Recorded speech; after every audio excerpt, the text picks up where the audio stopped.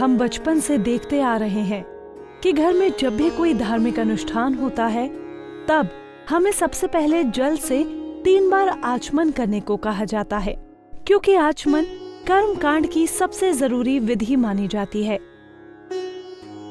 यह हमारी बाहरी और भीतरी शुद्धता का प्रतीक है।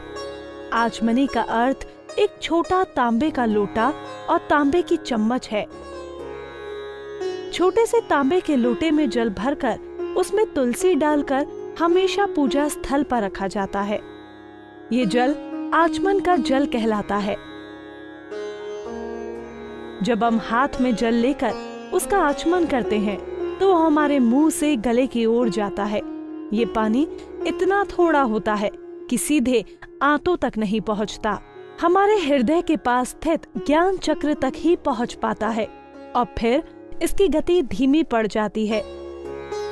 ये इस बात का प्रतीक है कि हम वचन और विचार दोनों से शुद्ध हो गए हैं और हमारी मनोस्थिति पूजा के लायक हो गई है।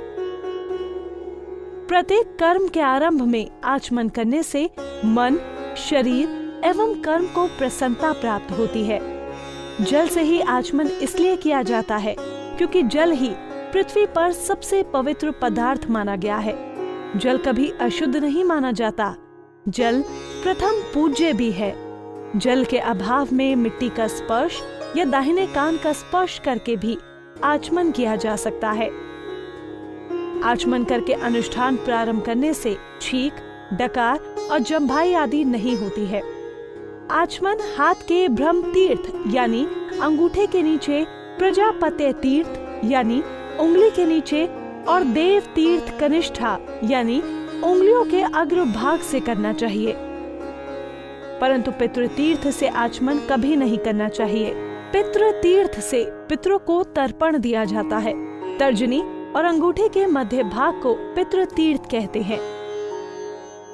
आचमन करने से शारीरिक, मानसिक और वाचिक तीनों प्रकार के पापों से मुक्ति मिल जाती है और अदृश्य फल की प्राप्ति होती है। पूजा के लिए हमें मन, वचन और कर्म से शुद्ध होना होता है ताकि हम पूरी एकाग्रता से पूजन कर सके और हमारा आध्यात्मिक उत्थान हो। इसलिए कर्म कांड में आचमन को प्रमुखता से रखा गया है और पूजन शुरू होने और संकल्प के पहले ही आचमन से शुद्धि की जाती है।